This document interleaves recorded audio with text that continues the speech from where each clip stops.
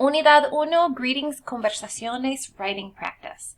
So for this, I want you to write short conversations amongst the following people at the specific time of day that's given.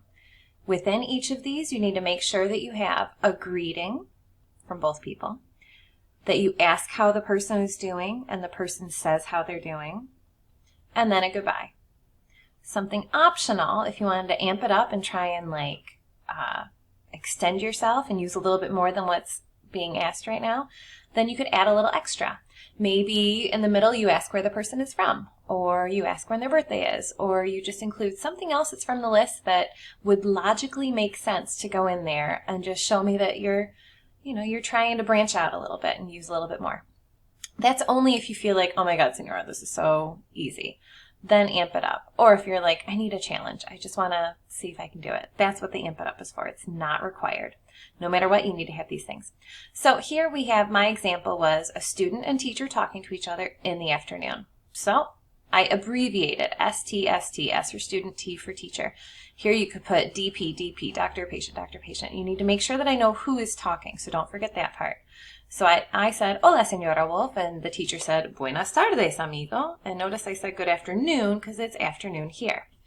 And then the student asked me, ¿Cómo está usted? So they're talking to their teacher, so they're going to want to be formal, so that's why we have to do that. But then the teacher's talking to a student who's young, and they're going to answer, estoy bien. ¿Y tú? And you? ¿Cómo estás? So this is informal because they're talking to a student. The student responds, estoy regular. And then you need a goodbye. So I said, nos vemos, and they said, hasta mañana. So that hits on every single one of the criteria. I didn't use an amp it up in there because I wanted to show you just how to do the basics. So this is what you're doing for each of them. You're going in and you're typing in D and what the doctor would say, P what the patient would say. Make sure that it's obvious that it's the afternoon, so don't say good morning. Over here, you're going to do the same thing for a customer and a waiter in the evening. Conversation between you and the queen in the evening. Conversation between two classmates in the morning, you and a bus driver in the morning, a parent and a child in the afternoon, principal and student in the morning, you and a parent in the evening, and two friends in the morning. So that's it.